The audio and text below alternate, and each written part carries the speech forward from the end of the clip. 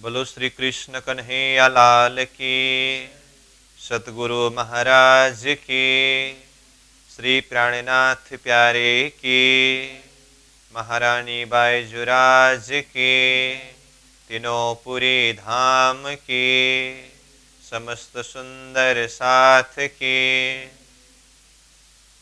आनंद कंदम प्रभुदेव चंद्रम ब्रजेश रूपेण पुरापि जातम् प्रवेश्य प्राप्तं प्रियप्राणनाथं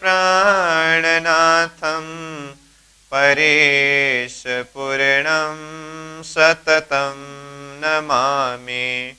ब्रह्म प्रिया जागरणाय जातः सर्वस्वपाता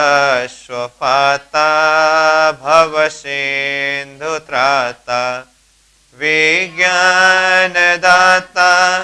निज धर्मधाता दिनैकबन्धो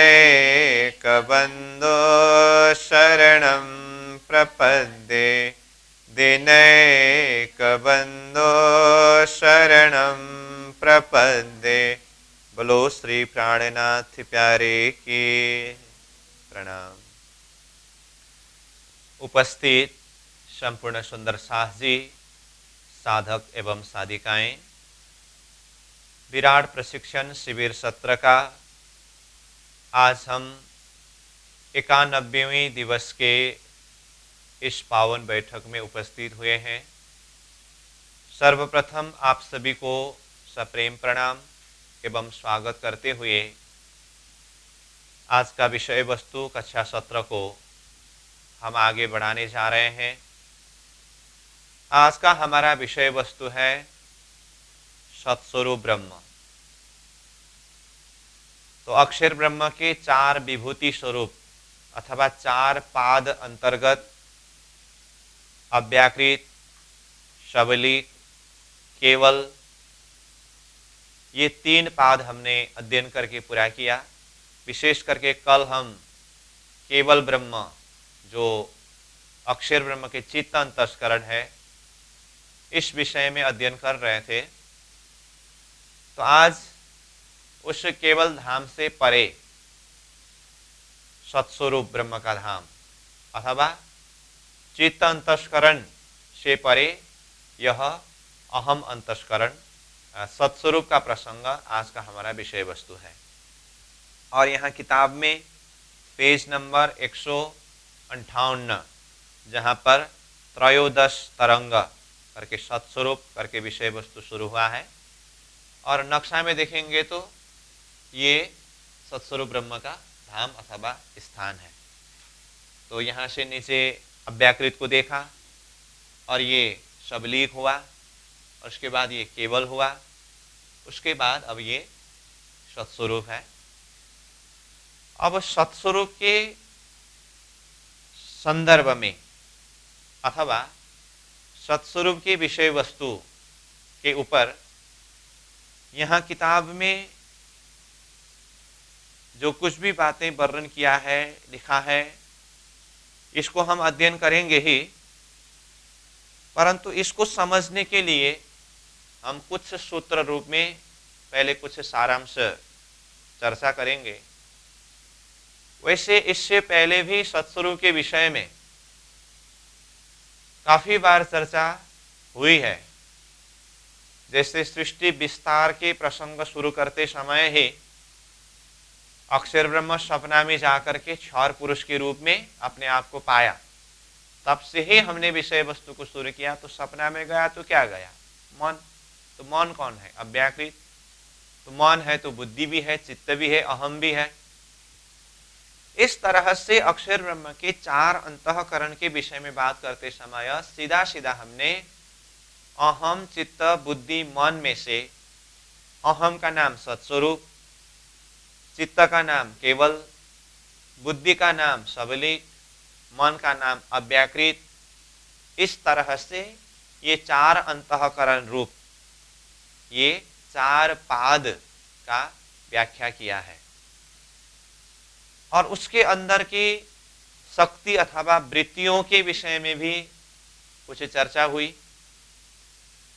और फिर ये सृष्टि विस्तार प्रसंग पूरा होने के बाद ये विराट प्रसंग किताब के माध्यम से हम अध्ययन करते क्षर ब्रह्मांड को जैसे पूरा किया, अब बेहद भूमि अंतर्गत सर्वप्रथम अव्याकृत, जिसको अक्षर ब्रह्म का मौन स्वरूप करके ही वर्णन किया।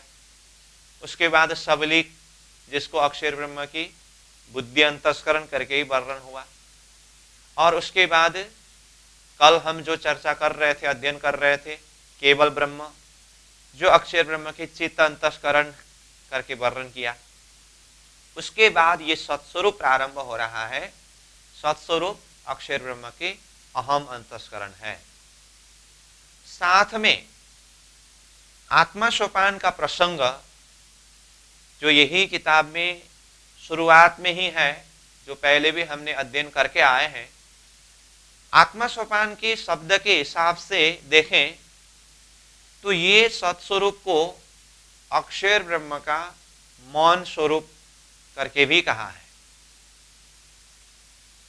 तो ये सत्स्वरूप के प्रसंग में मैं सार रूप में, सूत्र रूप में कुछ विषय वस्तु पहले कंसेप्ट क्लियर करने के लिए बताने जा रहा हूं। आप बिल्कुल ध्यान से श्रवण करेंगे और इसको समझने के लिए प्रयास करेंगे। यहाँ पर कंफ्यूजन वाली बात नहीं है, परंतु साधारण हिसाब से सीधा शब्द को ही देखते समय कभी कभी कंफ्यूज जैसा होता है। क्यों? क्योंकि एक बार कहा सत्स्वरूप को अक्षर ब्रह्म का अहम अंतस्करण, फिर आत्मसोपान में शब्द आया है सत्स्वरूप को अक्षर ब्रह्म का मौन अंतस्करण। ठीक है। और यहां किताब में भी देखिए तो जैसे कहा त्रयोदश तरंग करके सत्स्वरूप करके कहा है, उसके बाद नीचे ब्रैकेट में क्या लिखा, अक्षर ब्रह्म का मौन स्वरूप, ये कहा है ना। तो इसीलिए मैं बोल रहा हूं विषय वस्तु इतना कठिन नहीं है, फिर भी कुछ विचारणीय बात जरूर है। तो अक्षर ब्रह्म का मौन स्वरूप करके तो हमने अव्याकृत को अध्ययन किया और सबलिक को बुद्धि कहा, केवल को चित्त कहा। उस हिसाब से ये सत्स्वरूप अहम अंतस्करण है, परंतु यहां मौन स्वरूप कहा। और आत्मा सोपान के शब्द में भी सत्स्वरूप के लिए अक्षर ब्रह्म का मौन कहा। तो अब हम ये सार रूप में समझने का प्रयास करें। एक तरफ सत्स्वरूप को अक्षर ब्रह्म का मौन कहा, किस अर्थ में, ये भी हमें समझना है। और दूसरी तरफ सत्स्वरूप को अक्षर ब्रह्म के अहम अंतस्करण कहा, किस अर्थ में, ये भी हमें समझना है। और यही बात की कुछ सूत्र अव्याकृत ब्रह्म के महाकारण मंडल को अध्ययन करते समय वहां शब्द प्रयोग हुआ था, यह प्रकृति और मूल प्रकृति का प्रतिबिंब रूप है करके अव्याकृत के महाकारण मंडल, उसमें विशेष करके महाकारण की शुद्ध स्थूल में जो सुमंगला शक्ति है उस शक्ति के लिए, और शुद्ध सूक्ष्म में जो पुरुष लीला है उस शक्ति के लिए ये प्रतिबिंब अथवा प्रतिभास शब्द लिखा था। तो वहां पर भी हमने कुछ चर्चा किया है कि यहां पर ये शक्ति को प्रकृति और मूल प्रकृति का प्रतिभास कहने का अर्थ, प्रकृति कौन है, मूल प्रकृति कौन है।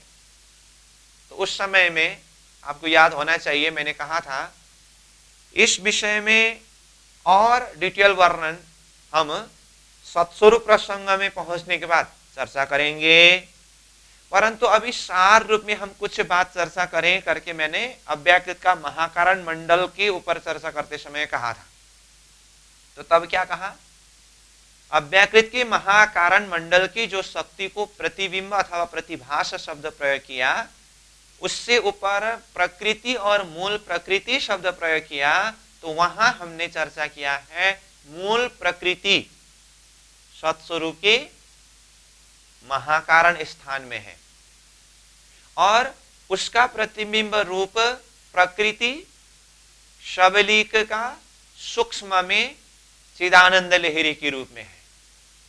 और वहां पर जो शब्द मूल प्रकृति शब्द प्रयोग किया है वो सत्स्वरूप के महाकारण के मूल प्रकृति के लिए, और प्रकृति शब्द प्रयोग किया है शबलीक के सूक्ष्म में चिदानंद लहरी के लिए, और उसका प्रतिबिंब कहने का मतलब चिदानंद लहरी की प्रतिबिंब ही अथवा चिदानंद लहरी ही जब विश्वोत्पत्ति कार्य में प्रवृत्त होते हैं तो अव्याकृत की महाकारण मंडल के शुद्ध स्थूल में सुमंगला शक्ति रूप धारण करके वो कार्य करते हैं। ये प्रसंग हमने चर्चा किया है। ये तो हुई प्रकृति की बात।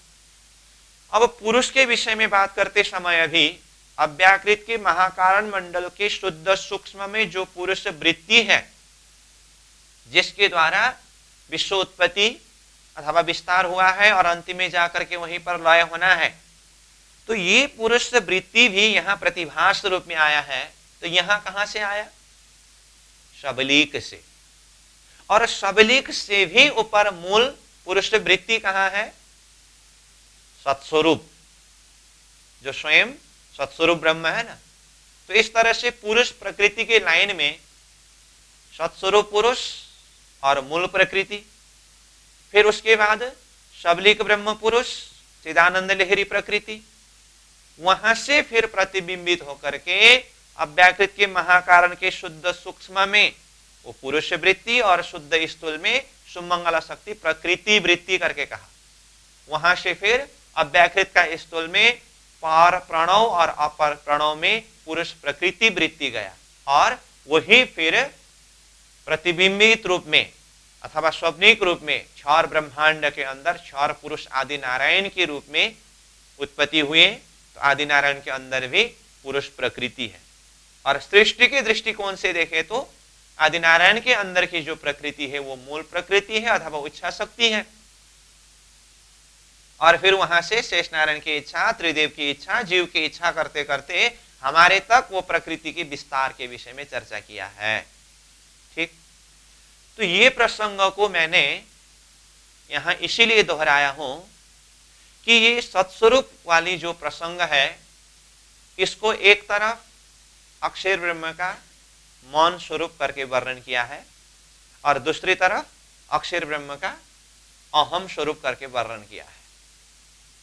तो ये अभी मैंने पुरुष प्रकृति वाली बात, जो अव्याकृत के अंदर पुरुष प्रकृति है उसका संबंध शबलीक और चिदानंद लहरी के साथ में, और उनका भी संबंध सत्स्वरूप पुरुष और मूल प्रकृति के साथ में करके जो वर्णन किया, यही प्रसंग अव्याकृत के महाकारण मंडल में चर्चा करते हुए हमने ये भी कहा है, जैसे वेद मंत्र ने क्या कहा, एतावानस्य महिमा तोजायांश पुरुषः पादस्य विश्वभूतानि त्रिपादस्यामृतम दिवि। यानी कि अक्षर ब्रह्म के ये चार पाद, यह सब अक्षर ब्रह्म की महिमा है। इस चार पाद में से पादस्य यानी कि चतुर्थ पाद के द्वारा विश्वभूतानि विश्व की उत्पत्ति हुई। त्रिपादस्यामृतम दिवि, तीन पाद जो अमृत के समान है करके कहते समय, सर्वप्रथम सृष्टि उत्पत्ति करते समय हमने सत्स्वरूप केवल सबलिक अव्याकृत को सीधा अक्षर ब्रह्म के अहम चित्त बुद्धि मन रूप में वर्णन करके इस चार पाद में से चतुर्थ पाद अव्याकृत जो मन स्वरूप है इसके द्वारा विश्व की उत्पत्ति हुई। त्रिपादस्य यानी कि बुद्धि चित्त और अहम यानी कि सबलिक केवल और सत्स्वरूप अमृत के समान है करके व्याख्या किया। परंतु ये मन रूप जिसको माना है अव्याकृत, जिसके महाकारण मंडल में जो शक्ति है वो पुरुष शक्ति और सुमंगला शक्ति, वो भी सबलिक से आए हैं और वहां पर भी सत्स्वरूप के द्वारा आया है। तो इसका अर्थ क्या हुआ, सृष्टि का बीज तो सत्स्वरूप में पहुंचा। तो ये प्रसंग के ऊपर हमने चर्चा किया था। तो फिर पादस्य विश्व भूतानि त्रिपादस्य अमृतम दिव्य सूत्र कैसे सिद्ध हुआ यहां? क्योंकि ये तो सत्स्वरूप में सृष्टि का बीज दिखाई दे रहा है करके ये एक जिज्ञासा खड़ा किया। तो इस विषय में हमने कैसे चर्चा किया है? इस अर्थ में विश्व उत्पत्ति के मूल बीज सत्स्वरूप के अंदर की पुरुष प्रकृति के हिसाब से चिंतन करना हो तो उस अर्थ में सत्स्वरूप अक्षर ब्रह्म का मौन स्वरूप है। क्योंकि सृष्टि का विस्तार कभी भी अहम के द्वारा नहीं होता है, चित्त के द्वारा नहीं होती, मौन के द्वारा ही सृष्टि का विस्तार होता है। इसलिए प्राणनाथ जी ने किरंतन वाणी के अंदर एक प्रकरण में पूरा मौन का विस्तार का प्रसंग बताया। तो इसका अर्थ क्या हुआ? अक्षर ब्रह्म का मौन स्वरूप सत्स्वरूप लिया है सूक्ष्म वृत्ति के हिसाब से। अब अक्षर ब्रह्म का मौन स्वरूप सत्स्वरूप है इस अर्थ में, तो बुद्धि, चित्त और अहम कहां है? वो अक्षर के अंदर ही सूक्ष्म रूप में है। समझ में आई बात? अक्षर के अंदर ही सूक्ष्म रूप में है। तो यहां अहम चित्त बुद्धि को सूक्ष्म रूप में रख करके मन रूप सत्स्वरूप, अभी मन को सत्स्वरूप स्टैंडर्ड में मानिए, ठीक? मन रूप सत्स्वरूप को क्यों जाहिर करके दिखाया? क्योंकि यह सृष्टि विस्तार संबंधी प्रसंग में वर्णन हो रहा है। तो सृष्टि विस्तार होते समय किसके द्वारा विस्तार होते हैं? मन के द्वारा। और इस प्रसंग में हमने पहले यह भी चर्चा किया है, अक्षर ब्रह्म अक्षरातीत के सत का स्वरूप है और दूसरे हिसाब से देखें तो अक्षरातीत का मन का स्वरूप है। यह भी चर्चा किया है ना, ठीक? तो अक्षरातीत ब्रह्म की मन का स्वरूप अक्षर ब्रह्म करके कहा, तो इसका अर्थ अक्षरातीत की बुद्धि भी है, चित्त भी है, अहम भी है। वो क्या है? मन का स्वरूप करके तो अक्षर ब्रह्म को खड़ा करके दिखाया, वो भी सृष्टि विस्तार प्रसंग में मन स्वरूप करके कहा है। नहीं तो अक्षर का अपना स्टैंडर्ड परिचय क्या है? अक्षरातीत के सत का स्वरूप है। सत का स्वरूप होते हुए भी सृष्टि विस्तार प्रसंग की जब वर्णन करनी है तो मन का स्वरूप करके कहा। तो यहां पर हम बात कर रहे हैं अक्षरातीत के मन स्वरूप अक्षर को बोल रहे तो उनको बुद्धि चित्त अहम भी तो है ना। यहां पर भी यही लागू होता है। पादस्य विश्वभूतानि त्रिपादस्य अमृतम दिव्य सूत्र। अक्षरातीत में भी 4 पाद है, परंतु वहां पर ऐसे विभाजन करके वर्णन नहीं करते, जो कि हमने कल केवल ब्रह्म का प्रसंग चर्चा करते समय ही केवल में कोई विभाजन नहीं है। क्यों? ये परमधाम का प्रतिबिंब है, इसलिए परमधाम के अंदर भी कोई विभाजन नहीं है। फिर भी हमें अगर सूक्ष्म रूप से समझना हो तो सिर्फ समझने भर के लिए हम ये समझ सकते हैं अक्षरातीत की मन का स्वरूप अक्षर ब्रह्म है, तो उनकी बुद्धि भी है, चित्त भी है, अहम भी, वो कहां है?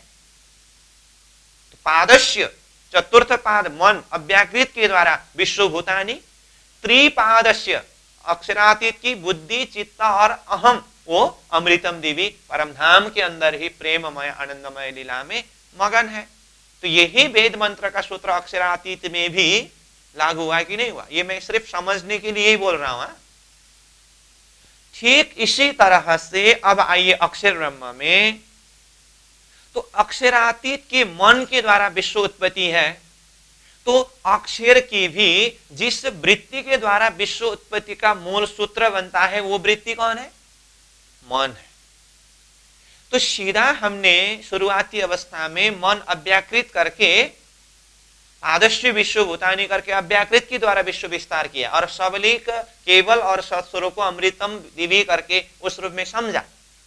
परंतु अंदर की वृत्ति के हिसाब से देखते समय तो सत्स्वरूप के अंदर की मूल प्रकृति और पुरुष वृत्ति सृष्टि का बीज दिखाई दे रहा है। इस दृष्टिकोण से देखते समय ये सत्स्वरूप अक्षर ब्रह्म का मन का स्वरूप है। तो अक्षर की बुद्धि कहां है? अक्षर का चित्त कहां है? अक्षर का अहम कहां है? वो अक्षर के अंदर ही सूक्ष्म रूप में है। अब इसको समझने के लिए हमने पहले यह भी चर्चा किया है, हमारे अंदर बहुत सारी क्षमता, योग्यता, कला, कौशलता होते हैं, परंतु एक ही बार वो हम सब जाहिर करके नहीं दिखा सकते और नहीं दिखाते। जहां जिस समय में जो कला, जो सामर्थ्य जहां पर जरूरत है वहां पर उसको प्रकट करके जाहिर करके दिखाते हैं। अक्षर ब्रह्म का अहम वृत्ति, चित्त वृत्ति, बुद्धि वृत्ति की अपना ही जो एरिया है, उस एरिया के तरफ एक्टिव होते समय उनका अपना काम उस समय में जाहिर होगी। लेकिन ये सृष्टि संबंधी प्रसंग जब चल रहा है तो ये मन का विषय है, इसीलिए मन का स्वरूप इस अर्थ में सत्स्वरूप है। ठीक, तो अब मन का स्वरूप सत्स्वरूप हुआ तो अहम, चित्त और बुद्धि को अंदर ही सूक्ष्म रूप में समझाया। तो इस तरह से सृष्टि उत्पत्ति के मूल बीज रूप में वो शक्ति सत्स्वरूप के अंदर होने से ये सत्स्वरूप वृत्ति अक्षर ब्रह्म का मन का स्वरूप है। इस तरह से ये समझ लीजिए। दूसरे हिसाब से शुरुआती अवस्था में अक्षर ब्रह्म के 4 पाद को ही सार रूप में समझाने के लिए अहम, चित्त, बुद्धि, मन करके सत्स्वरूप केवल, सबलिक और अव्याकृत कहा है। स्टैंडर्ड रूप में ये भी सही है। तो इस चीज को और सहजता से समझने के लिए मैं आपको वो सूत्र फिर से याद दिलाना चाहता हूं। जब हमने सृष्टि उत्पत्ति के प्रसंग वर्णन करने की तैयारी कर रहे थे तो उस समय में अक्षर ब्रह्म के अंदर की शक्तियों को देखने के लिए, यानी कि सत्स्वरूप केवल, सबलिक, अव्याकृत के अंदर की अलग अलग स्थान और अलग अलग शक्तियों को देखने के लिए हमने एक सूत्र चार्ट में बनाया था, याद है? महाकारण, कारण, सूक्ष्म, स्थूल कहा करके महाकारण के अंदर भी महाकारण, कारण, सूक्ष्म, स्थूल है। कारण के अंदर भी महाकारण, कारण, सूक्ष्म, स्थूल है। सूक्ष्म के अंदर भी महाकारण, कारण, सूक्ष्म, स्थूल है। और स्थूल के अंदर भी महाकारण, कारण, सूक्ष्म, स्थूल है करके कहा था। और इसी को अंतस्करण के हिसाब से कहे तो अहम के अंदर भी अहम, चित्त, बुद्धिमान है। चित्त के अंदर भी अहम, चित्त, बुद्धिमान है। बुद्धि के अंदर भी अहम, चित्त, बुद्धिमान है। और मन के अंदर भी अहम, चित्त, बुद्धिमान है करके कहा था। ये याद है? बस इस हिसाब से देखते समय यहां सीधा सीधा अहम, चित्त, बुद्धिमान में सत्स्वरूप केवल, सबलिक, अव्याकृत कहे ना, ये सीधा मास्टर अहम, चित्त, बुद्धिमान है मूल रूप में। उस हिसाब से देखते समय सत्स्वरूप ब्रह्म अक्षर ब्रह्म के अहम अंतस्करण ही है। लेकिन सृष्टि विस्तार प्रसंग में सत्स्वरूप के अंदर जो मूल प्रकृति की शक्ति और पुरुष शक्ति जो दिखाई दे रहा है, उस हिसाब से सत्स्वरूप को अक्षर ब्रह्म का मन करके कहा है ना, वो डायरेक्ट मन नहीं है। डायरेक्ट मन तो अव्याकृत ही है, परंतु अंदर से ये सूक्ष्म वृत्ति के हिसाब से चिंतन करते समय अक्षर ब्रह्म के अहम के अंदर भी अहम, चित्त, बुद्धिमान है ना, वो अहम, चित्त, बुद्धिमान में से मन सत्स्वरूप है। ये बहुत ही सूक्ष्म चिंतन की बात है। अब ये अक्षर ब्रह्म जैसे के अंदर की एक एक वृत्ति की बातें हमें इन शब्दों के माध्यम से चिंतन करना है, ये वैसे बहुत मुश्किल की बात है। जबकि कभी कभी हम अपने ही मन में क्या है, अपने ही बुद्धि में क्या है, अपने ही चित्त में क्या चल रहा है, अपने अहम की स्थिति क्या कैसा है, स्वयं भी जान नहीं सकते। और सामने वाला के मन में, बुद्धि में, चित्त में क्या कुछ हो रही है, ये सारी चीज हम इतनी सहजता के साथ में जान नहीं सकते हैं। तो अक्षर ब्रह्म ऐसे ब्राह्मिक शक्ति के एक एक वृत्ति को तंतुतः जानना और पूरी तरह से समझना, ये तो संभव की बात ही नहीं है वैसे देखा जाए। फिर भी तारतम्य सूत्र के माध्यम से जो हमें एक सीधा सीधा प्रसंगों को दिल दिमाग में बिठाने के लिए अनंत वृत्तियों के महासागर में से कुछ एक अंश रूप शक्तियां अक्षर के अंदर की वृत्तियों को हमें चिंतन करने के लिए सहज हो, उस हिसाब से जो समझाया है उस हिसाब से देखना होता है। नहीं तो वहां पर नीत नीत नवले रंग होते हैं ना। हमारे अपने अंदर की वृत्तियों को देखिए ना, सुबह मन के अंदर क्या विचार चल रही थी, क्या वृत्ति चल रही थी, दिन के समय में वही स्थिति में थोड़ी ना रहता, कुछ हलचल होता है, कुछ परिवर्तन होता है, और रात्रि के समय तक में कुछ परिवर्तन होता है। आज हमारी बुद्धि की स्थिति जो है, कल वो स्थिति नहीं था, अब आने वाला कल में उससे कुछ परिवर्तन भी हो सकता है। हम अपने आप को देखें, बालपन में हमारी मन बुद्धि चित्त की स्थिति कैसी थी और अभी वर्तमान स्थिति में कैसा है, और बाद में यही मन बुद्धि चित्त की स्थिति कैसी होगी, तो परिवर्तनशील है ना। इसी तरह से देखें तो अक्षर ब्रह्म के हृदय अंतस्करण के अंदर भी ये अलग अलग प्रसंग में वृत्तियों की, लीलाओं की अलग अलग प्रकार का वर्णन होना, ये कोई आश्चर्य की बात नहीं है। इसीलिए तो वो नीत नीत नवले रंग करके अक्षर अक्षरातीत की जो जागृत लीला और वो वृत्ति, वो शक्ति के लिए कहा है। वो एक जड़ मूर्ति नहीं है ना, एक बार एक चीज ले जाकर के वहां पर चिपका दिया, वो एकदम सदा सर्वदा एक ही रूप में, एक ही अवस्था में रहने वाला, ऐसा नहीं है। वो चैतन्य स्वरूप है, ब्राह्मिक स्वरूप है। इसलिए अंदर वृत्ति में वो नीत नीत नवले रंग प्रसंग में कुछ शक्ति भाव वृत्ति परिवर्तन होता है। उसमें से हम कौन सी वृत्ति को जाने, कौन सी वृत्ति को पकड़े, वो तो अनंत अनंत वृत्ति है। फिर भी सार रूप में कुछ पकड़ने के लिए, कुछ चिंतन करने के लिए इन विषय के ऊपर विचार करना होता है। तो मैं यहां पर यह बात बताने जा रहा हूं, ज्यादा कंफ्यूजन वाली बात नहीं है, लेकिन थोड़ा सजगता अपनाने की जरूरत है। सत्स्वरूप के एक तरफ अक्षर ब्रह्म का अहम अंतस्करण कहा और दूसरी तरफ मन अंतस्करण कहा, तो सीधा सीधा अक्षर के चार विभूति स्वरूप समझाने के लिए अहम ही है, परंतु सृष्टि के साथ में जब संबंध रखता हो तो ये मन है। परंतु कौन सा मन? अहम के अंदर का मन, उस भाव से समझना होगा ये। और एक स्टेप आगे जा रहा हूं, ठीक। सत्स्वरूप को ही अक्षर ब्रह्म का अहम अंतस्करण के अंदर का मन करके माना। अब आपको नीचे केवल सबलिक अव्याकृत जो है ना, वो मूल रूप में स्टैंडर्ड अक्षर ब्रह्म की चित्त बुद्धि और मन करके जो समझा है ना, ये भी सिस्टम परिवर्तन होता है। सत्स्वरूप ब्रह्म को सीधा अक्षर का अहम स्टैंडर्ड रूप से समझते समय केवल सबलिक और अव्याकृत चित्त बुद्धि मन ही है, परंतु जब मूल रूप में सत्स्वरूप ही मन अंतस्करण के रूप में आया और वो मन में भी अहम अंतस्करण के अंदर की मन रूप में आया, तो जब सत्स्वरूप को अहम के अंदर का मन बोलने के बाद केवल को सीधा चित्त नहीं बोल सकते ना, सबलिक को सीधा बुद्धि नहीं बोल सकते, अव्याकृत को सीधा मन नहीं बोल सकते, ये अंदर की सूक्ष्म वृत्ति से अब चला गया। इस दृष्टिकोण से देखें तो इसको जरा सा मैं आपको और क्लियर हो सके तो बोर्ड में नक्शा बना करके ही दिखा देता हूं एक बार, ताकि इस विषय में कंफ्यूज ना हो, क्योंकि यहाँ पर किताब के सेंटेंस में कुछ सार शब्द आने वाला है, तो उसको पढ़ते समय सहज हिसाब से समझ सके, उस बात को मद्देनजर रखते हुए मैं ये बात पहले ही कंसेप्ट क्लियर कराने का प्रयास कर रहा हूं, ठीक है।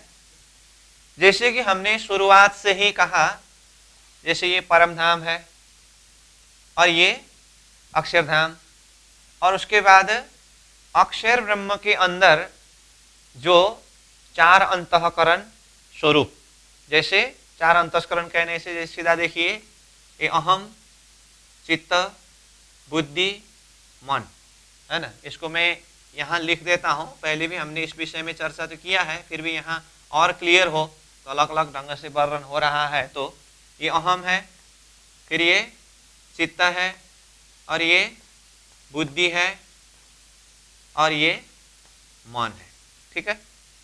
तो अहम का नाम क्या है? सत्स्वरूप, और चित्त का नाम केवल, बुद्धि का नाम सबलिक, और मन का नाम अव्याकृत। तो ये हुआ हमने शुरुआत से ही अब तक जिस तरह से अध्ययन करते, समझते, चिंतन करते आए। अब इसमें अव्याकृत को देखा, अक्षर ब्रह्म का मौन स्वरूप करके अध्ययन किया, और शबलिक को भी देखा, अक्षर ब्रह्म की बुद्धि अंतस्करण करके अध्ययन किया, केवल को भी देखा, अक्षर ब्रह्म की चित्त अंतस्करण करके अध्ययन किया। अब प्रसंग चल रहा है सत्स्वरूप। तो जैसे पहले कहा ना, सत्स्वरूप में यहां पर शुरुआत में ही अक्षर ब्रह्म का मौन स्वरूप करके कहा। तो अब यहां सीधा देखते समय अक्षर का मौन तो यहां तो अव्याकृत है, फिर वहां अक्षर ब्रह्म का मौन कह करके ये सत्स्वरूप के लिए कहा, और ये सत्स्वरूप के अंदर 5 स्थान करके वर्णन किया है। तो यहाँ किताब में आने वाले जो शब्द है उसको किताब से अध्ययन करने से पहले हम कंसेप्ट क्लियर करें, ताकि वहां से अध्ययन करते समय हम ये किस भाव में, किस अर्थ में ये शब्द आया है उसको सहज हिसाब से समझ सके। इस बात को मद्देनजर रखते हुए मैं यहाँ खुलासा करने जा रहा हूँ। ठीक, ये हुआ, ये मतलब अक्षर ब्रह्म का अहम, चित्त, बुद्धि, मन जो सत्स्वरूप केवल सबलिक अव्याकृत करके जो वर्णन किया, अब तक हमने इस ट्रैक से वर्णन किया था। अब यहां किताब में सत्स्वरूप को क्या कहा? अक्षर ब्रह्म का मन कहा ये प्रसंग में, और उसके बाद वो सत्स्वरूप के अंदर भी 5 स्थान का वर्णन किया है, स्थूल, सूक्ष्म, कारण, महाकारण और निर्मल चेतन करके। उसमें कहाँ कहाँ क्या क्या है वो बाद में हम किताब पढ़ते समय वहां से देखेंगे, लेकिन उसी को समझने के लिए पहले ही एक सहज सूत्र बनाने के लिए मैं बता रहा हूं। तो देखिए, अब इसी को दूसरे ट्रैक का नक्शा मैं अलग बना देता हूं। जैसे ये परम धाम हुआ, ठीक, और ये अक्षरधाम। अब उसके बाद ये सत्स्वरूप। थोड़ी देर के लिए अब ये अंतस्करण वाली बात को छोड़ दीजिए, अहम, चित्त, बुद्धि, मन वाली जो अंतस्करण वाली जो बात है इसको छोड़ दीजिए। यहां पर हमने सत्स्वरूप, केवल, सबलिक, अव्याकृत करके जो ये नाम दिया है ना, नाम वही है। तो इसका अर्थ यहां मैं नाम लिख ही देता हूं। ये क्या है? सत स्वरूप, ठीक है। और ये क्या है? केवल, केवल मतलब केवल ब्रह्म। और ये क्या है? सवलिक, और ये अव्याकृत, ठीक। अब इधर देखिए, इसमें भी ये 4 ही नक्शा है। सत्स्वरूप, केवल, सबलिक, अव्याकृत है, और इसमें भी 4 ही नक्शा है। सत्स्वरूप, केवल, सबलिक, अव्याकृत ही है।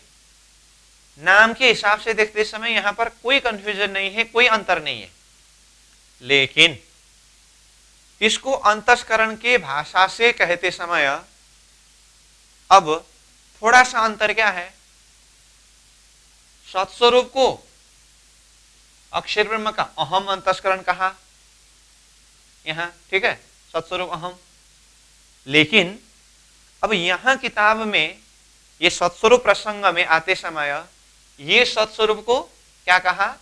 मौन कहा। सत्स्वरूप अक्षर ब्रह्म का मौन स्वरूप करके कहा। इसीलिए अब मैं इसको यहां सत्स्वरूप की जगह हमें इधर मौन लिख देता हूं।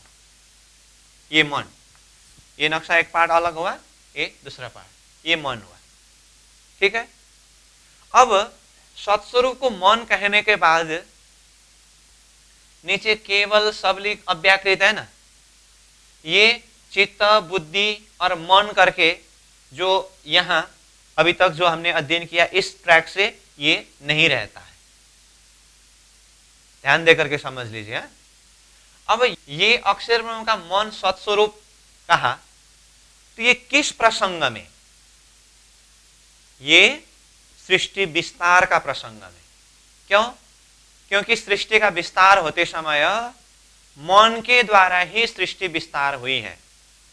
जैसे यहाँ स्वप्निक जगत के अंदर मन के द्वारा सृष्टि विस्तार होने के विषय में हमने पूरी तरह से कॉन्सेप्ट क्लियर किया है ना। जैसे आदिनारायण की उत्पत्ति हुई, पहला नंबर तो आदिनारायण स्वयं भी अव्याकृत का मौन स्वरूप प्रणव ब्रह्म का प्रतिबिंब रूप है। ठीक, चलो अब आदिनारायण की द्वारा सृष्टि विस्तार के प्रसंग में ही देखें तो यामे महाविष्णु मन, मन थे त्रिगुण, ताथे थिरचर सब उत्पन्न। मतलब आदिनारायण के मन से शेष नारायण, शेष नारायण के मन से त्रिदेव, त्रिदेव के मन से 84 लाख जीव। तो यहाँ स्वप्निक जगत के अंदर जिस तरह से मन मन मन करके मन के द्वारा ही सृष्टि विस्तार का प्रसंग है, उसी तरह से जागृत एरिया में भी देखते समय सृष्टि विस्तार का प्रसंग मन के द्वारा ही है। उसमें अब तक तो हमने ये नक्शा से देखें तो अहम चित्त बुद्धि मन कह करके सत्स्वरूप केवल सबलिक अव्याकृत इस नाम से वर्णन किया, और मन का स्वरूप ये अव्याकृत कह करके ये अव्याकृत मन के द्वारा ही सृष्टि विस्तार किया है। लेकिन अब यहां जो प्रसंग आ रहा है सत्स्वरूप को अक्षर ब्रह्म का मन कहा करके, तो ये सत्स्वरूप को ही मन कहने के बाद बुद्धि चित्त और अहम कहाँ है? वो बुद्धि चित्त और अहम वो अक्षर के अंदर ही विद्यमान है। यहां पर सिर्फ मन को ही दिखाया है। ठीक, तो इसीलिए अब थोड़ी देर के लिए आप ये नीचे वाला जो है इसको भूल जाइए। मतलब यहां जो ये नीचे 3 नक्शा जो है ना, जिसमें हमने नाम केवल सबलिक और अव्याकृत करके कहा है, इसको थोड़ी देर के लिए भूल जाइए। सिर्फ इतना पकड़ लीजिए कि अक्षरातीत का मन अक्षर और अक्षर का मन सत्स्वरूप ब्रह्म, इतना ही पकड़ लीजिए। ठीक है, तो क्या हुआ? अक्षर का मन सत्स्वरूप ब्रह्म हुआ। तो यहां मन को क्यों लिया? क्योंकि सृष्टि विस्तार का प्रसंग है।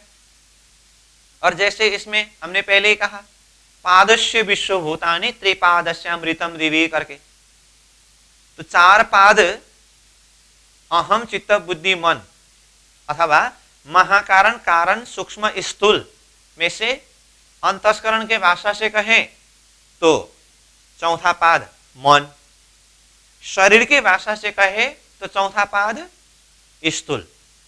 तो ये अक्षर ब्रह्म का मन सत्स्वरूप कहने का अर्थ शरीर के भाषा से कहे तो यही स्थूल है। ठीक, तो ये पादस्य विश्वभूतानि चतुर्थ पाद स्थूल अथवा मन सत्स्वरूप के द्वारा विश्व उत्पत्ति होना है। त्रिपादस्यम यानी कि 3 पाद सूक्ष्म कारण और महाकारण, अथवा अंतस्करण के भाषा से कहे तो बुद्धि चित्त और अहम, ये अमृतम देवी वो अक्षर के अंदर ही अमृतमय भाव में विद्यमान है। इस तरह से समझना होगा। तो अब यहां पर अब मन के द्वारा सृष्टि विस्तार करके बोलते समय यहां सीधा सीधा अव्याकृत को मन के रूप में लेकर के यहां से सृष्टि विस्तार करने का ट्रैक ठीक ही तो था। तो फिर ये सत्स्वरूप को मन कह करके बुद्धि चित्त अहम वो सूक्ष्म रूप में अमृतम समान करके अंदर ही समझने की बात यहां क्यों आई? तो अगर ऐसी बात हो तो इसके लिए हमने पहले भी चर्चा किया, उसी बात को मैं फिर से दोहरा रहा हूं। जैसे ये अव्याकृत के महाकारण मंडल में शुद्ध स्थूल में वो सुमंगला शक्ति की बात आई थी ना, तो वो सुमंगला शक्ति भी किसके प्रतिनिधि अथवा किसके प्रतिबिंब स्वरूप है? सबलिक के सूक्ष्म में जो चिदानंद लहरी है उसका प्रतिबिंब स्वरूप है। तो इसका मतलब ये सुमंगला शक्ति को प्रकृति रूप में मानेंगे अथवा प्रकृति रूप में है, तो इसका भी मूल सबलिक का सूक्ष्म में चिदानंद लहरी है, और उसका भी मूल, उसका भी मतलब चिदानंद लहरी का भी मूल सत्स्वरूप के महाकारण स्थान में जो मूल प्रकृति करके वर्णन किया है वहां पर है। और पुरुष वृत्ति में भी अव्याकृत के महाकारण की शुद्ध सूक्ष्म में पुरुष वृत्ति तो बताया है, परंतु इसका भी मूल कहां है?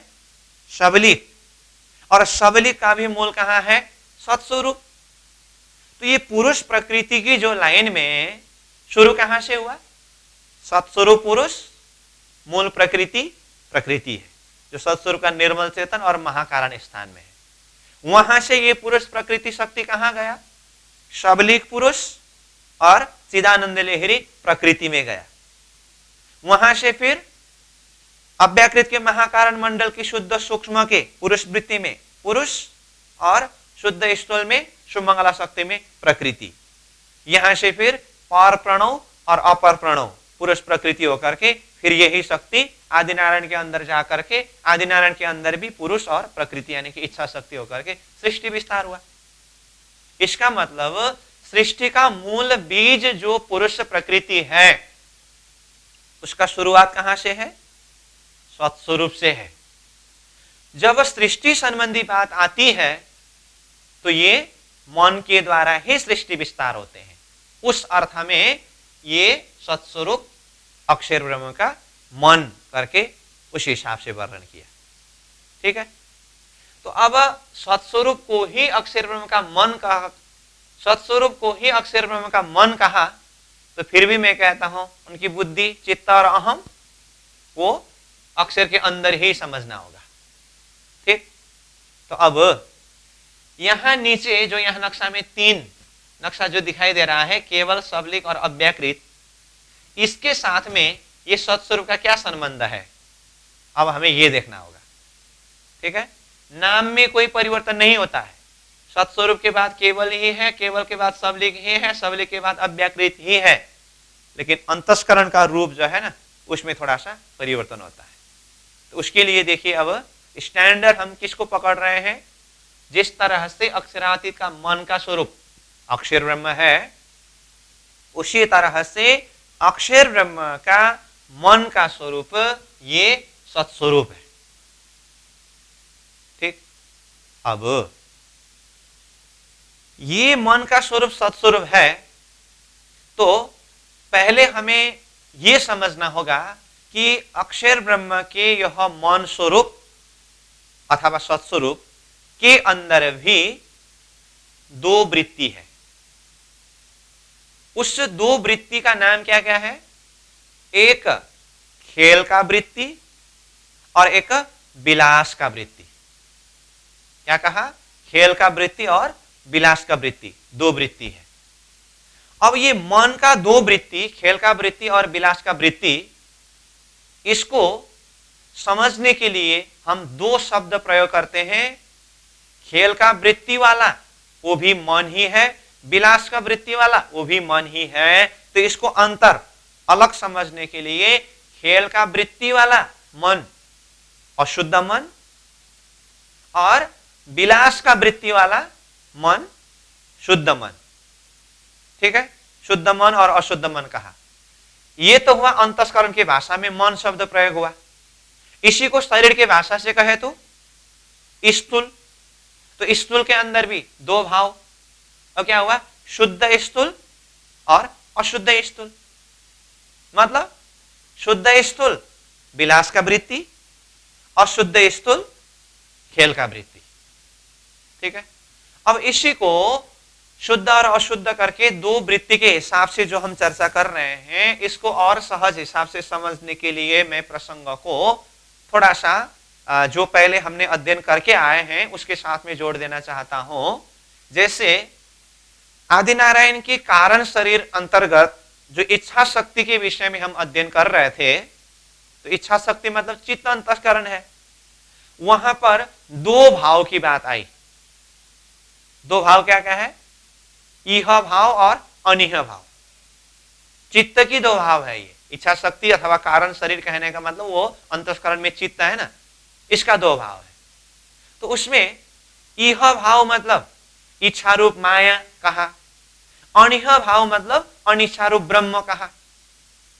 तो ये इच्छा रूप माया को ही मन के भाषा से अशुद्ध मन, जो इच्छा रूप माया यानी कि खेल के तरफ जो विस्तार होता है। और जैसे चित्त में अनिह भाव को अनिच्छा रूप ब्रह्म करके कहा ना, ऐसे मन में ये जो शुद्ध मन है, ये शुद्ध मन ब्रह्म परक चिंतन करने वाला, अथवा जिसको विलास का वृत्ति करके कहा।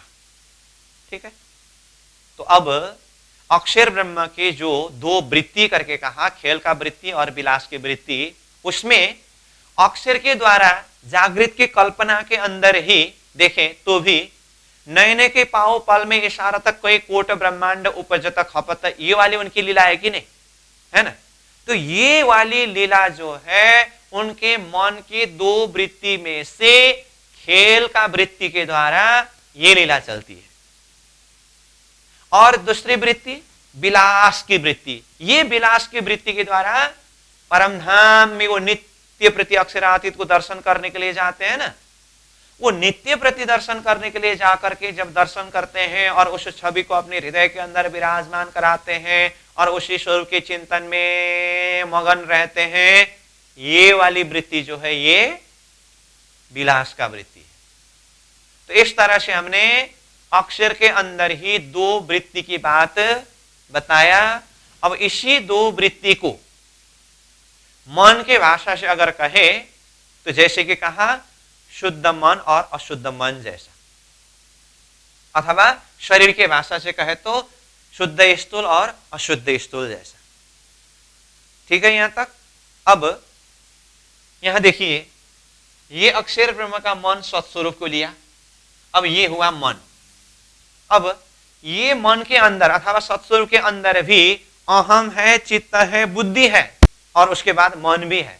उसमें से अहम, चित्त और बुद्धि को ऊपर ही साइलेंस रखिए, क्योंकि हम यहां प्रसंग सृष्टि विस्तार प्रसंग में, सृष्टि संबंधी प्रसंग में मन के विषय में बात कर रहे हैं। जैसे हमने पहले ही जो सूत्र के विषय में बात कर रहे थे, अहम के अंदर भी अहम चित्त बुद्धि मन है, चित्त के अंदर भी अहम चित्त बुद्धि मन है, बुद्धि के अंदर भी अहम चित्त बुद्धि मन है, मन के अंदर भी अहम चित्त बुद्धि मन है।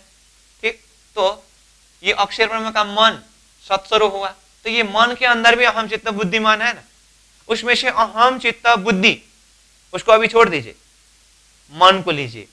तो मन में कितनी वृत्ति बताया? दो वृत्ति। क्या क्या? खेल का वृत्ति और विलास का वृत्ति। खेल का वृत्ति मतलब अशुद्ध मन, विलास का वृत्ति मतलब शुद्ध मन। उस हिसाब से देखते समय अब ये दो वृत्ति जो है अथवा दो रूप जो है वो यहां देखिए, यहां ये दो नक्शा है ना, 1 2, इसमें अक्षर ब्रह्म का मन सत्स्वरूप के मन का दो वृत्ति में से ये दो वृत्ति, ये ऊपर वाला विलास का वृत्ति है और ये नीचे वाला खेल का वृत्ति है। अथवा इसको मन की भाषा से ही अगर स्पष्ट शब्द में कहूं तो ये शुद्ध मन है। ये क्या कहा?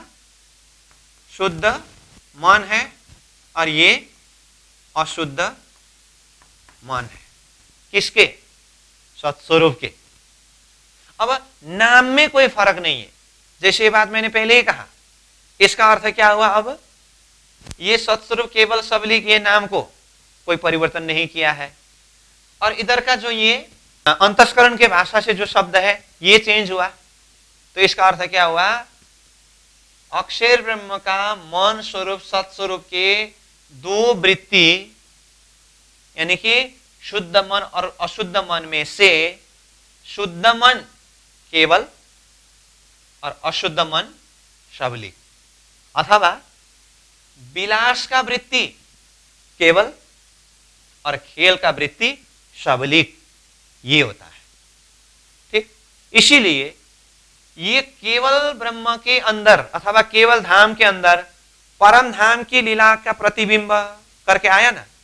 कल जो हम केवल धाम के विषय में अध्ययन कर रहे थे तो वहां केवल धाम में परम धाम की प्रतिबिंब लीला करके वर्णन हुआ, तो वो वर्णन को वैसा ही रखिए। केवल धाम के अंदर जो कुछ भी वर्णन आया है उसी हिसाब से समझना होगा, उसको कोई चेंज नहीं किया जाएगा। तो इसी में देखिए, अब यहां अक्षर ब्रह्म के मन के दो वृत्ति में से विलास का वृत्ति अथवा शुद्ध मन केवल हुआ, तो ये विलास की वृत्ति केवल में परम धाम का ही दर्शन करना, परम धाम की लीला की चिंतन करना, तो ये परम धाम का रिफ्लेक्शन हुआ ना। और खेल का वृत्ति अशुद्ध मन सबलिक। अब ये सबलिक के द्वारा भी फिर अव्याकृत से होते हुए सृष्टि बनने का प्रसंग है। लेकिन यहां सार रूप में समझना यह है कि अक्षर ब्रह्म का मन सत्स्वरूप, सत्स्वरूप का मन, मन में दो वृत्ति है, वो दो वृत्ति में से शुद्ध मन विलास का वृत्ति केवल ब्रह्म और अशुद्ध मन खेल का वृत्ति सबलिक ब्रह्म। और इसी को किताब में शब्द आते समय शुद्ध स्थूल और अशुद्ध स्थूल करके ये शब्द से आता है।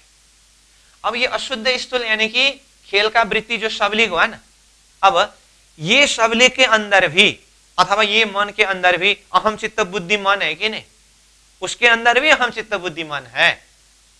तो वो सबलिक के अंदर के मन का स्वरूप है ये अव्याकृत।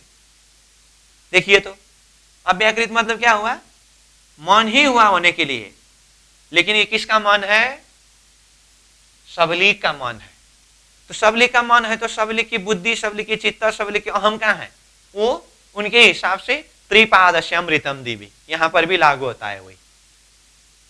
तो इस तरह से देखते समय क्या हुआ, ये सत्स्वरूप स्वयं अक्षर ब्रह्म का मन हुआ और अक्षर ब्रह्म के मन सत्स्वरूप की दो वृत्ति में से शुद्ध मन अथवा विलास का वृत्ति केवल, अशुद्ध मन खेल का वृत्ति सबलिक। सबलिक के अंदर भी जो चार स्थान है उसमें से जो मन अथवा स्थूल ये अव्याकृत, और ये अव्याकृत के द्वारा अब उल्टा प्रतिबिंबित होकर के नारायण सृष्टि बनते हैं। अब ये प्रक्रिया को आप दिल दिमाग में रख करके एक बार इसी किताब में शुरू में पेज नंबर 9 में जहां पर आत्मा सोपान प्रसंग है वहां पर देखिए तो वो पहले हमने अध्ययन किया है, परंतु उस समय में ये थोड़ा गहरी प्रसंग है, तो इसको हम ये विराट किताब में आने वाला प्रसंग और नक्शा के हिसाब से जो समझना सहज हो उस हिसाब से जो नोट किया है उस हिसाब से समझ के जाएंगे, और बाद में इसको और गहराई से चिंतन करते समय इस ट्रैक को भी समझेंगे करके वो आत्मसोपान प्रसंग में इतना कह करके हम आगे बढ़े थे। तो अभी मैं जो ये सेकेंड ट्रैक जो है, सेकेंड मतलब अब ये तो एक मूल रूप में अहम चित्त बुद्धि मन सत्स्वरूप केवल सबलिक अव्याकृत ये तो है ही, ये तो मास्टर कॉन्सेप्ट है ही, लेकिन ये जो सेकेंड नक्शा के द्वारा हम जो अभी चर्चा कर रहे हैं इस हिसाब से देखते समय जो प्रक्रिया से यहां वर्णन हुआ है आत्मा सोपान के शब्द अब ये प्रसंग के द्वारा समझ में आएगा। वहां देखिए आपको परमधाम और अक्षरधाम पूरा होने के बाद सत्स्वरूप करके कहा, तो वहां देखिए सत्स्वरूप कहा, तो सत्स्वरूप के लिए क्या कहा है, अक्षर ब्रह्म का मन का स्वरूप करके कहा है, अक्षर ब्रह्म का मन का स्वरूप। तो ये देखिए तो अक्षर का मन सत्स्वरूप हुआ ना, आत्मसोपान का वो शब्द से ही बैठ रहा है। अब उसके बाद वहां देखिए सत्स्वरूप कहा करके सत्स्वरूप के महाकारण कारण सूक्ष्म में क्या लिखा है, परमधाम अक्षरधाम परमधाम अक्षरधाम परमधाम अक्षरधाम कहा है। इसका अर्थ क्या है, ये जो महाकारण कारण और सूक्ष्म यानी कि अहम चित्त बुद्धि ये तीन वृत्ति है ना, ये परमधाम अक्षरधाम में ही मगन है। कहने का अर्थ परमधाम मतलब वो परमधाम का ही चिंतन करना और अक्षरातीत के दर्शन करना, उसी के प्रेम में ही मगन होना। और अक्षरधाम मतलब अक्षर ब्रह्म अपने आप को जानना और अपने ही लीला में मस्त रहना। तो ये अहम चित्त बुद्धि वाली वृत्ति उसी तरफ मगन है। और उसमें भी देखिए सत्स्वरूप का स्थूल स्थान में केवल और सबलिक करके कहा है। स्थूल मतलब अंतस्करण की भाषा में क्या है, वो मन है। तो मन में केवल और सबलिक करके दो नाम आया, तो इसका अर्थ क्या हुआ। अब देखिए तो यहां सत्स्वरूप का मन अथवा स्थूल में वो केवल और सबलिक नाम आया, तो यहां देखिए ये सत्स्वरूप अक्षर का मन हुआ, और ये सत्स्वरूप के अंदर भी अहम चित्त बुद्धि मन में से हमने मन को लिया। मन में कौन कौन, केवल और सबलिक। आत्मसोपान का शब्द भी बैठ रहा है। और ये मन में दो वृत्ति की बात बताया, शुद्ध मन केवल, अशुद्ध मन सबलिक, अथवा केवल विलास का वृत्ति, सबलिक खेल का वृत्ति। इस अर्थ में वो शब्द आया है। ठीक है, तो इतना हुआ। तो क्या क्या समझ लिया हमने? सत्स्वरूप किस अर्थ में मन, ये भी समझ में आया। और सत्स्वरूप के मन में अथवा स्थूल में केवल और सबलिक आया है, तो ये केवल और सबलिक सत्स्वरूप का मन में आया, तो किस अर्थ में, ये भी समझ गए हम। अब बाकी रहा अव्याकृत। तो वहां अव्याकृत के लिए क्या कहा है? सबलिक को लिया और सबलिक के अंदर भी महाकारण, कारण, सूक्ष्म और स्थूल है। अब उसमें महाकारण में अखंड महाराज लीला है ही, कारण में अखंड ब्रज है ही, गौलोक है, और सूक्ष्म में चिदानंद लहरी है, और स्थूल सबलिक का स्थूल, वहां पर अव्याकृत ब्रह्म करके कहा है। तो अव्याकृत ब्रह्म स्थूल मतलब मन, तो इसका अर्थ ये अव्याकृत क्या हुआ? सबलिक ब्रह्म का मन हुआ। तो इस तरह से देखते समय कुल मिलाकर के बात क्या हुई? अक्षर ब्रह्म का मन स्वरूप सत्स्वरूप, और सत्स्वरूप का भी मन जिसमें दो वृत्ति, उसमें शुद्ध वृत्ति केवल, अशुद्ध वृत्ति सबलिक, और सबलिक का भी जो स्थूल अथवा मन अव्याकृत, और ये अव्याकृत के द्वारा फिर सृष्टि विस्तार होने का प्रसंग वो तो ज्यों का त्यों है। इस तरह से वर्णन हुआ है। इसीलिए यहां बाद में सत्स्वरूप प्रसंग में जो किताब में जो लिखा है वो हमें पढ़ने को ऐसा मिलेगा कि ये सत्स्वरूप में 5 स्थान है, तो 5 स्थान में स्थूल, सूक्ष्म, कारण, महाकारण और निर्मल चेतन है। तो वहां पर शब्द ऐसा आता है, स्थूल के अंदर दो वृत्ति है। तो अब मैं वहां किताब में आने वाले शब्द के हिसाब से बता रहा हूं, ठीक है। स्थूल के अंदर दो वृत्ति है, शुद्ध स्थूल और अशुद्ध स्थूल। तो वहां शब्द में जो अशुद्ध स्थूल शब्द जो प्रयोग किया है ना, ये अशुद्ध स्थूल अथवा अशुद्ध मन सबलिक के लिए कहा है, ठीक है। और शुद्ध स्थूल अथवा शुद्ध मन कह करके ये केवल के लिए कहा है, ठीक। ये हुआ स्थूल की बात। और अव्याकृत तो सबलिक का भी स्थूल हुआ, ठीक। अब सत्स्वरूप का ही बुद्धि, चित्त, यानी कि सूक्ष्म, कारण, इसमें परमधाम अक्षरधाम परमधाम अक्षरधाम करके ही कहा। इसका मतलब वो वृत्ति भी परमधाम अक्षरधाम में ही मगन है।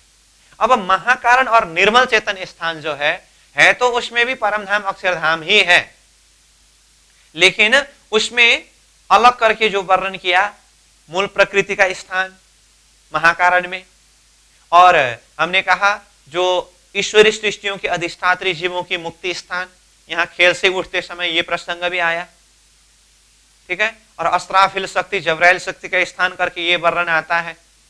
और निर्मल चेतन में ब्रह्म सृष्टियों के अधिष्ठात्री जीवों की मुक्ति स्थान, स्वयं सत्स्वरूप ब्रह्म का स्थान, इस तरह से वर्णन आता है। तो कुल मिलाकर के यहां मैं आपको ये कंसेप्ट क्लियर करने के लिए ये बात बता रहा हूं कि ये सत्स्वरूप प्रसंग में 5 स्थान करके स्थूल, सूक्ष्म, कारण, महाकारण करके जो वर्णन किया है, वहां पर शब्दावली आते समय हमें यह समझना है सत्स्वरूप का स्थूल इक्वल टू सत्स्वरूप का मन, जो मन के दो वृत्ति में से ये सबलिक और केवल, और अव्याकृत सबलिक का भी मन है। और ये सत्स्वरूप के बुद्धि और चित्त, यानी कि सूक्ष्म और कारण यहां नक्शा में नहीं दिखाई देता है, जिसके अंदर परमधाम और अक्षरधाम की लीला ही प्रतिभाषिक है।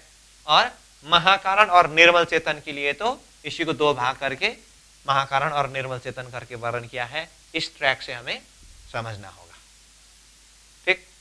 तो इससे ये थोड़ा फर्क है, मतलब ये नाम में तो कोई फर्क नहीं है। यहां पर भी सत्स्वरूप केवल सबलिक अव्याकृत ही है, यहां भी सत्स्वरूप केवल सबलिक अव्याकृत ही है, लेकिन अंतस्करण की भाषा से देखें तो ये सीधा अहम चित्त बुद्धि मन हुआ, और ये पूरा अंतर है। ये मन इक्वल टू अक्षर ब्रह्म का मन सत्स्वरूप, अब यहाँ केवल और सबली के लिए शुद्ध मन और अशुद्ध मन कहा, ये सत्स्वरूप का शुद्ध मन और अशुद्ध मन। फिर अव्याकृत के लिए भी मन ही कहा, कौन सा मन है, ये सबली का मन है। इस तरह से ये अलग ही ट्रैक से वर्णन किया गया है। तो इस तरह से जो वर्णन किया है, यहां पर आपको कंफ्यूजन कराने के लिए मैं ये बात नहीं बोल रहा हूं। फिर अब ये पकड़े या ये पकड़े, ऐसा कंफ्यूज होने के लिए नहीं है। पकड़ना दोनों है, समझना दोनों है, परंतु ये मास्टर रूप में, जो मूल रूप में, ये पहले से जो हम वर्णन करके आए हैं, अहम चित्त बुद्धि मन सत्स्वरूप केवल सबलिक अव्याकृत, पकड़ना यही है। परंतु अंदर से वो वृत्ति को गहराई से चिंतन करते समय, अलग अलग शक्ति का रूप देखते समय, सृष्टि विस्तार प्रसंग में ये जो अभी जिस ढंग से वर्णन किया, ये भी प्रक्रिया है। ठीक है, इसको अच्छी तरह से समझ लीजिए। अब ये सत्स्वरूप में ये 5 ही स्थान का वर्णन करके भी, इससे भी फिर और तीसरे ट्रैक से भी शब्दावली आता है, तो उसको भी मैं थोड़ा सा क्लियर करा देता हूं। ठीक, अब मैं तीसरा चार्ट बनाने जा रहा हूं।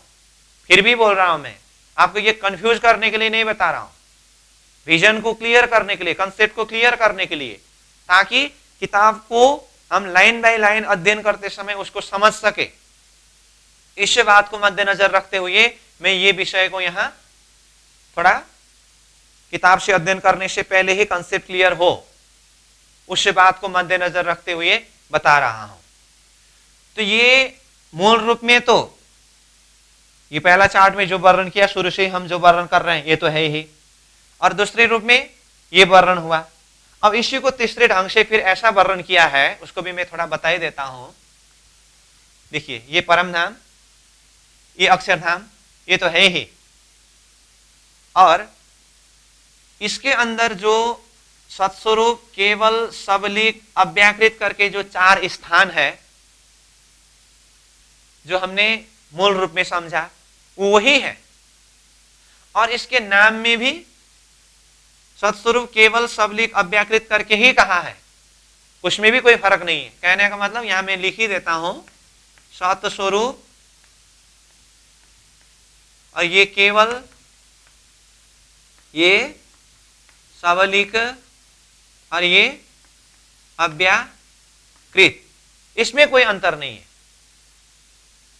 लेकिन ये अंतस्करण के भाषा से ये तीसरे ट्रैक से कैसे वर्णन किया है, तो देखिए, अक्षर ब्रह्म का मन स्वरूप ही कहा है सत्स्वरूप के लिए। अब ये सत्स्वरूप के अंदर कितने स्थान है, 5 स्थान है। ये तो हमने पहले से ही चर्चा किया, सत्स्वरूप के अंदर 5 स्थान ही है, परंतु यहां दिखाते समय नक्शा में 2 स्थान दिखाया है करके कहा ना। तो ये निर्मल चेतन और महाकारण। तो अब निर्मल चेतन और महाकारण यहां दिखाई दे रहा है, तो इसका कारण सूक्ष्म और स्थूल कहां है? तो इसको ये तीसरी प्रक्रिया जो मैं बता रहा हूं, ऐसे भी बताया है कि ये पूरा एरिया जो है ना, ये पूरा एरिया अक्षर ब्रह्म का मन का ही एरिया है। ठीक, ये पूरा एरिया अक्षर ब्रह्म का मन का एरिया है। तो मन का नाम क्या कहा? सत्स्वरूप। इसका अर्थ ये पूरा मन है, किसका मन? अक्षर ब्रह्म का मन। अब ये अक्षर ब्रह्म का मन को ही लिया, तो अक्षर की बुद्धि चित्त अहम कहां है? अक्षर के अंदर ही सूक्ष्म रूप में है। तो यहां स्थूल रूप में मन का स्वरूप यहां दिखाया। अब ये मन का स्वरूप सत्स्वरूप में कितने स्थान बताया? 5 स्थान बताया। वो 5 स्थान में से अब देखिए, यहां सत्स्वरूप में ही 2 स्थान तो पहले से ही है ही, मतलब ये निर्मल चेतन और ये महाकारण, ये तो है ही। अब बाकी कारण सूक्ष्म और स्थूल चाहिए ना, वो जब ये पूरा एरिया ही सत्स्वरूप अथवा मन स्वरूप कहा, तो अब मन के अंदर भी 5 स्थान। तो देखिए ये निर्मल चेतन, महाकारण, कारण, सूक्ष्म, स्थूल, ये 5 स्थान हुआ। नीचे से देखें तो स्थूल, सूक्ष्म, कारण, महाकारण, निर्मल चेतन, किसके? सत्स्वरूप के। तो इस हिसाब से देखेंगे तो देखिए ये स्थूल, ठीक है, स्थूल। स्थूल मतलब अंतस्करण की भाषा से कहे तो मन, लेकिन किसके मन है ये? सत्स्वरूप का मन, अव्याकृत। सूक्ष्म, सूक्ष्म मतलब अंतस्करण में बुद्धि, किसके? सत्स्वरूप के, क्योंकि ये पूरा एरिया सत्स्वरूप है, तो उसका नाम क्या है? सबलिक, ठीक। और कारण, कारण मतलब चित्त, नाम क्या है? केवल। और महाकारण, महाकारण तो यही है ही, जिसमें मूल प्रकृति है और निर्मल चेतन में स्वयं सत्स्वरूप ब्रह्म है। तो इसमें मन, बुद्धि और चित्त जो है, ये इसमें भी मन, बुद्धि, चित्त, और यहां पर भी देखिए ये पहला वाला चार्ट था, इसमें भी मन, बुद्धि, चित्त एक जैसा लगता है, लेकिन अंतर क्या है? ये ट्रैक में वर्णन होते समय, यानी कि फर्स्ट ट्रैक में वर्णन होते समय ये मन, बुद्धि, चित्त, अहम, ये अक्षर ब्रह्म का डायरेक्ट मन, बुद्धि, चित्त, अहम है, और उसमें नाम में भी अव्याकृत, सबलिक, केवल, सत्स्वरूप आया। परंतु ये जो थर्ड चार्ट जो हम बना रहे हैं, इसमें तो पहला मूल सत्स्वरूप ही अक्षर का मन हुआ ना, तो ये मन का एरिया पूरा सत्स्वरूप हुआ, और मन के अंदर भी जो मन, बुद्धि, चित्त, अहम है कहा, अथवा स्थूल के अंदर भी स्थूल, सूक्ष्म, कारण, महाकारण है करके कहा, तो 4 स्थान, परंतु सत्स्वरूप के अंदर 5 स्थान ही होने से ये स्थूल यानी कि मन अव्याकृत, सूक्ष्म बुद्धि सबलिक, कारण चित्त केवल, और महाकारण ये मूल प्रकृति का स्थान अथवा ईश्वरी सृष्टियों के अधिष्ठात्री जीवों की मुक्ति स्थान, और निर्मल चेतन ब्रह्म सृष्टियों के अधिष्ठात्री जीवों की मुक्ति स्थान अथवा स्वयं सत्स्वरूप ब्रह्म का स्थान। इस तरह से भी समझाया है, वो भी यहां सत्स्वरूप प्रसंग में किताब में वर्णन किया है, ठीक। तो कुल मिलाकर के यहां मैंने ये 3 चार्ट बताया, 1, 2, 3। उसमें से ये 1 नंबर वाला जो है, ये शुरुआत से लेकर के अब तक जो हमने अध्ययन किया, ये मास्टर रूप में यही है मूल रूप में, लेकिन ये मैंने अलग अलग इसको 2 नंबर बता दूं और इसको 3 नंबर बता दूं, तो ये 2 और 3 नंबर में अलग ही चार्ट फिर क्रिएट किया। क्यों? क्योंकि ये सत्स्वरूप प्रसंग में किताब में जो शब्दावली जिस तरह से लिखा है, उसको समझने के लिए हम किस तरह से समझ सके, किस अर्थ में, किस आशय में, किस भाव में ये वर्णन हुआ है, उसको समझने के लिए मैंने पहले ही ये ट्रैक यहाँ नक्शा बना करके ये शब्दावली को थोड़ा सा सेट करके बताया। तो ये दूसरा वाला नक्शा दिखाया ना मैंने यहाँ, इसमें भी है तो सत्स्वरूप में 5 स्थान ही बताया, ठीक।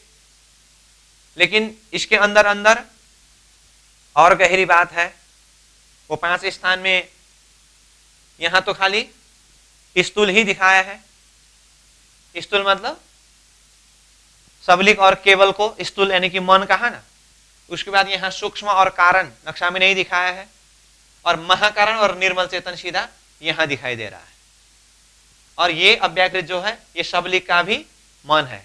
तो इसको समझना थोड़ा दिमाग लगाना पड़ेगा। और ये थर्ड नक्शा जो है, ये जो बनाया, इसमें सीधा अक्षर ब्रह्म का मन सत्स्वरूप, सत्स्वरूप के अंदर भी 5 स्थान है। तो वो 5 स्थान में स्थूल, सूक्ष्म, कारण, महाकारण और निर्मल चेतन अथवा मन, बुद्धि, चित्त, अहम, और अहम से भी परे निर्मल चेतन स्थान। तो उसमें स्थूल, सूक्ष्म, कारण, महाकारण और निर्मल चेतन कहा। तो ये स्थूल में अव्याकृत आया, सूक्ष्म में सबलिक आया, कारण में केवल आया, और महाकारण और निर्मल चेतन ये दोनों सत्स्वरूप के अंदर ही दिखाया है। इस हिसाब से भी समझना होगा, ठीक है, मुख्य रूप में। अब उसके बाद बाकी सत्स्वरूप प्रसंग में जो भी वर्णन आने वाला है, वो विस्त वाला प्रसंग का वर्णन आता है और बाकी जो भी शक्ति के विषय में वर्णन किया है वो है, परंतु विशेष करके ये अलग अलग स्थान के हिसाब से जो वर्णन किया तो उसको सहज हिसाब से समझ सके उसके लिए मैंने ये अलग अलग नक्शा के माध्यम से समझाने का एक प्रयास किया। इसको आप दिल दिमाग में बिठाइए। फिर भी मैं कहता हूं ये अलग अलग ट्रैक से एक ही चीज का वर्णन हुआ है, ये आपको कंफ्यूज बनाने के लिए नहीं है, सिर्फ ये किताब के अंदर जो अंदर की वृत्ति का जो वर्णन किस हिसाब से वर्णन किया है उसको समझने के लिए है। तो अंततोगत्वा हमें मूल रूप में समझने के लिए ये जो शुरू से ही अहम चित्त बुद्धि मन कह करके सत्स्वरूप केवल सबलिक अव्याकृत इस हिसाब से जो पकड़ा है इसी को ही समझना है, पकड़ना है। फिर भी यहाँ आने वाले शब्दावली को समझने के लिए ये दूसरा नंबर और तीसरा नंबर भी नक्शा बना करके जो मैंने थोड़ा कुछ समझाने का प्रयास किया हो इसको भी आप चिंतन करेंगे। तो सत्स्वरूप के विषय में आने वाली शब्दावली के प्रसंगों को लेकर के थोड़ा कुछ चर्चा किया। तो आज का हमारा समय तो पूरा हुआ, किताब से अध्ययन करना बाकी है। तो इसी बात को दिल दिमाग में बिठा करके इसी के आधार पर हम किताब के शब्द के द्वारा फिर कल अध्ययन करेंगे। तो आज के लिए यहीं पर विश्राम करेंगे। पूर्णमदः पूर्णमिदं पूर्णात् पूर्णमुदच्यते पूर्णस्य पूर्णमादाय पूर्णमेवावशिष्यते। प्रणाम।